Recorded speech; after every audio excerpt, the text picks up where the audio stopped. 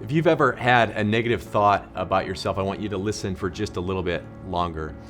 I saw a somewhat mesmerizing TED Talk by a guy named Guy Winch, and what Guy said, and he explained very clearly, is that we have systems for our physical self. We have systems to take care of our physical selves.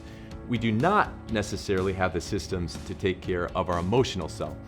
So he gave an example, and I think it's pretty clear. Every 5-year-old knows that if you get a cut, you put a Band-Aid on it. They know you're supposed to brush your teeth twice a day. We know we're supposed to eat well. We know we're supposed to sleep. These are systems to take care of our physical self. It's more of a execution problem rather than a knowledge problem. I think it's easier to teach a cat to brush its teeth than my 5-year-old. But what do you do when you do have emotional baggage? What do you do when you have thoughts that are depressive? What do you do if you feel alone? What do you do if you feel like a failure, or that you're rejected, or you're not worth anything? What do you do with thoughts that say, I feel unforgivable?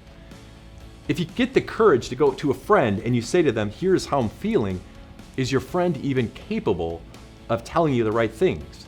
I tore my MCL about a year ago. I had no problems talking to people and saying, hey, what should I do? They had no problems talking to me and saying, go see a professional. No one said to me, walk it off. No one said to me, just pray a little bit more and it'll go away. They said, you need some help. You need to talk to someone. You need advice. Do we have those same mechanisms for our emotions? Well, here's what we need to know. Every one of us tells ourselves a story, and we got to figure out where that leads.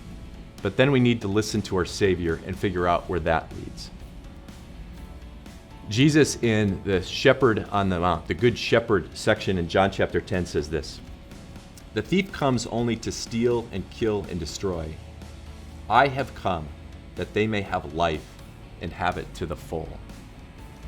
The father of lies is telling us many, many things, but Jesus tells us a different thing, and I want you to discover what millions of people have discovered. I want you to discover that when we hear the words of Jesus, we hear acceptance, and we hear hope, and we hear love, and we hear companionship, and we hear forgiveness. It's time we listen to a different story. It's time we have life to its full. So this week, just stick with us, because tomorrow we're going to look at a case study for someone who I think who goes through the same processes that you go through when it comes to negative thoughts.